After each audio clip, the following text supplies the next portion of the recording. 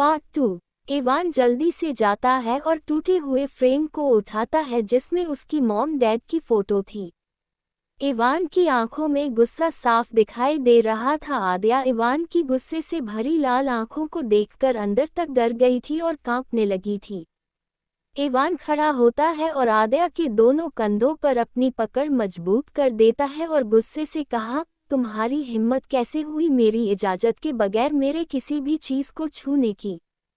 आद्या को अपने कंधों पे दर्द हो रहा था और इवान से डर भी लग रहा था, इसलिए उसके आंखों से आंसू बहने लगे थे। इवान आद्या को देखकर कहा, आइंदा से तुमने अगर मेरी किसी चीज को छुआ तो अच्छा नहीं होगा।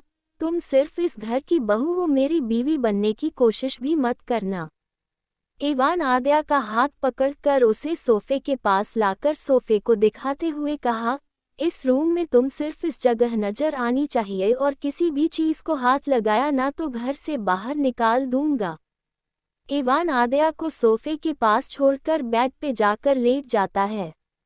आद्या रोते हुए सोफे पे बैठ जाती है और अपने मन में कहा, कोई मुझसे प्यार नहीं करता है। आदित्य भैया, आप मुझे छोड़कर क्यों चले गए? अगर आज आप होते तो मम्मा पापा मेरी शादी नहीं करा पाते, आप मुझे बचा लेते। मेरे साथ ही ऐसा क्यों होता है? आदि भैया, मुझे भी अपने साथ क्यों नहीं ले गया आप? आद्या ये सब सोचते हुए ही सो जाती है। आधी रात में सोते हुए आद्या की सिसकियां सुनाई दे रही थी और वो कुछ बदबद रही थी जिसकी आवाज सुनकर इवान की नींद खुल जाती है। इवान उठता है और सामने सोफे पे आद्या को देखता है जो पसीने से लथपथ थी और कुछ बोल रही थी। उसकी आंखों से आंसू बह रहे थे। इवान आद्या के पास जाकर सुनने की कोशिश करता है तो उसे सुनाई देता है। आद्या कह रही थी, मम्मा पापा मुझे अंधेरे से डर लगता है, प्लीज़ मुझे अकेले छोड़कर मत जाओ, प्लीज़ मुझे अकेले छोड़कर मत जाओ, प्लीज़ प्लीज़ मैं अब कोई शैतानी नहीं करूँगी, प्लीज़ प्लीज़ मुझे छोड़कर मत जाओ आदि भैया। आद्या इतना बोलकर जोर से चिल्लाती है, आदि भैया बचाओ।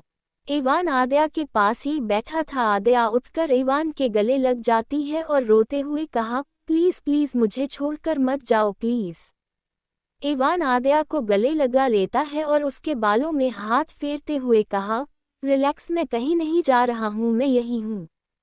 इवान अभी बहुत प्यार से आद्या के बालों में हाथ फेर रहा था और उसे रिलैक्स करने की कोशिश कर रहा था जिससे आद्या को सुकून मिल रहा था और वो इवान से गले लगकर ही सो जाती है।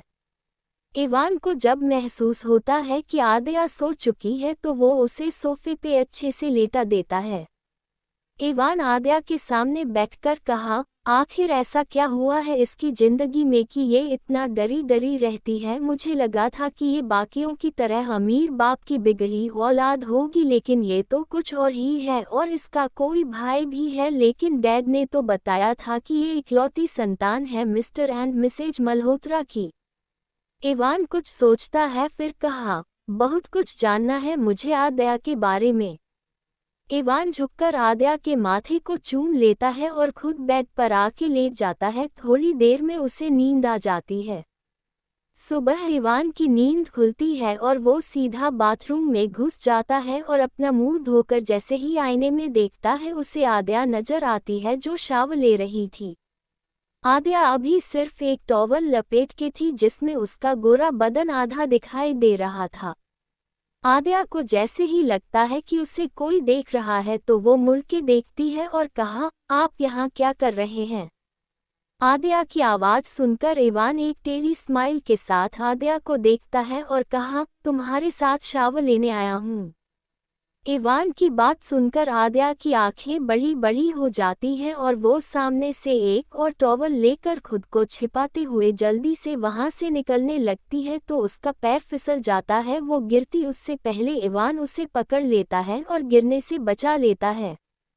आद्या इवान को देखकर अपने मन में कहा, सालों बाद किसी ने गिरने से बचाया है, लेकिन फिर भी गिरने वाली भी तो इन्हीं के वजह से थी। ये तो अच्छा है कि मैं टॉवल लपेटकर शावर लेती हूँ।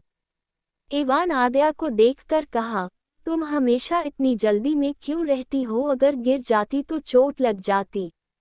आद्या इवान को देखकर कहा, चोट और दर्द से अच्छी जान पहचान है, क्योंकि मेरी जिंदगी का हर शख्स मुझे यही देता है। आद्या की बात सुनकर इवान को कल रात की बात याद आ जाती है कि उसने आद्या के कंधों पर बहुत जोर से पकड़ बना ली थी। इवान आद्या के कंधों को देखता है तो उसमें उसके उंगलियों के निशान दिखाई दे रहे थे जो अब तक ब्लू कलर के हो गए थे। इवान को अब खुद पर गुस्सा आ रहा था। इवान आद्या को अपनी बाहों में उठा लेता है। आद्या बस चुपचाप इवान को देख रही थी। इवान आद्या को कमरे में लेकर आता है और सोफे पे बैठा देता है, फिर फर्स्ट एड बॉक्स लाकर उसे दवाई लगाने लगता है। इवान जब आद्या को दवाई लगाता है तो आद्या के आंखों में आंसू आ जाते हैं और वो एकटक बस इवान को देखने लगती है। आद्या अपने मन में कहा, पहले दर्द देते हैं और अब मरहम लगा रहे हैं। कभी कहते हैं बीवी बनने की कोशिश मत करो और अभी खुद मेरे पास आ रहे हैं। क्या मैं कभी इन्हें समझ पाऊंगी? To be continued.